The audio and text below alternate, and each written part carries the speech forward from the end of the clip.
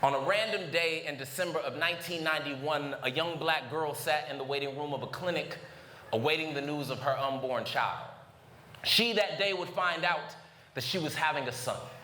For many at 19 years of age, this would be considered one of their darkest of hours, but for this young black girl, without even being conscious of it, knew all too well the beauty that resides in the dark and just how rich the cultural heritage of melanin skin lies within, and that a sunrise could be as black as dusk.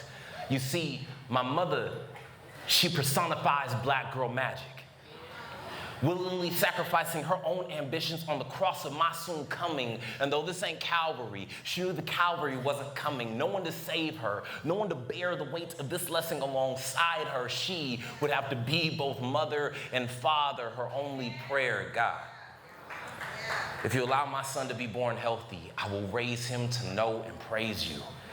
And on May 4th, 1992, boom, baby, I arrived.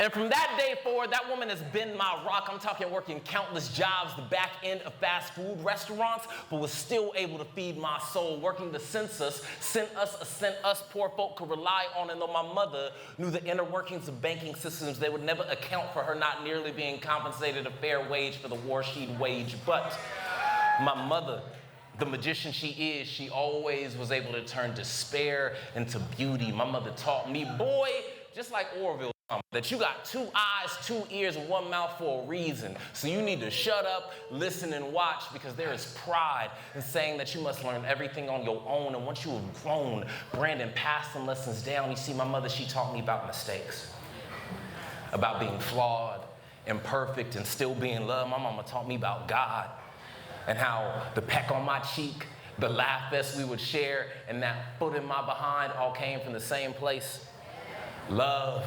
Because if 1 John states that God is love, then I'm birthed to a woman who embodies the second coming, because my mom can do anything. Like, I learned how to cook from my mama. Now, don't take it the wrong way. My mom hates cooking.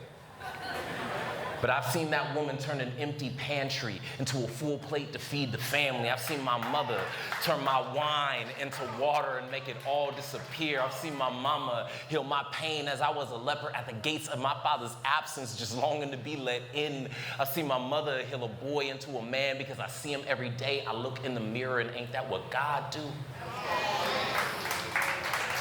And if there's one thing that my mother taught me, it's how you can be holy yet still be holy.